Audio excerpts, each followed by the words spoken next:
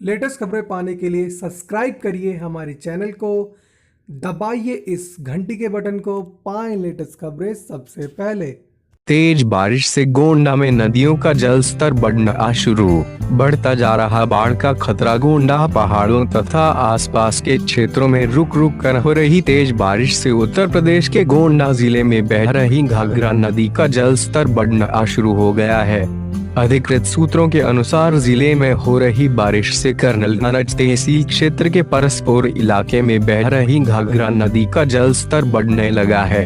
तटवर्ती एक नियामाझा के समीप पानी के तेज बहाव से भिखारीपुर सकरौर बांध को कई जगह ठोकरें मारने से बाढ़ का खतरा बढ़ता जा रहा है।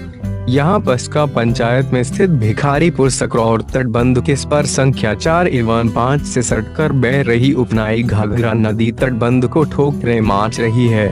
बांध से सटकर तेजी गति से घाघरा नदी में जल प्रवाह होने से तटबंध की मिट्टी कटकर पानी में समाहित हो रही है। तटीय मिट्टी दरक रही है और कहीं कहीं पर जमीन में दरारें लेकर मिट्टी पानी के आगोश में समा रही है। सूत्रों के अनुसार पिछले साल बाढ़ विभीषिका में क्षतिग्रस्त हुए स्पर संख्या 5 की मरम्मत के लिए रविवार को ट्रैक्टर ट्राली से बालू मिट्टी की पटाई शुरू कर दी गई है। यहां जेसीबी एवं ट्रैक्टर ट्रॉली से मिट्टी डालकर स्पर को मजबूत करने में मजदूर जुटे हुए हैं। उधर एल्गिन चरसड़ी तटबंध पर रिंग बांध का निर्माण कार्य युद्ध स्तर पर चल रहा है।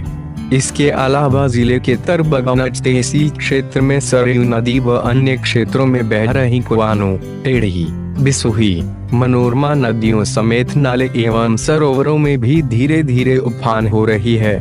आपदा प्रबंधन के अनुसार जिले की प्रमुख घाघरा और सरयू नदियों में बाढ़ की आशंका के दृष्टिगत राहत एवं बचाव की सभी तैयारियां पूरी कर ली गई हैं। गोंडा नगर में भी नालियों की सफाई न होने से सड़कें तालाब की शक्ल में तब्दील हो गई हैं, जिससे जनजीवन अस्त व्यस्त है।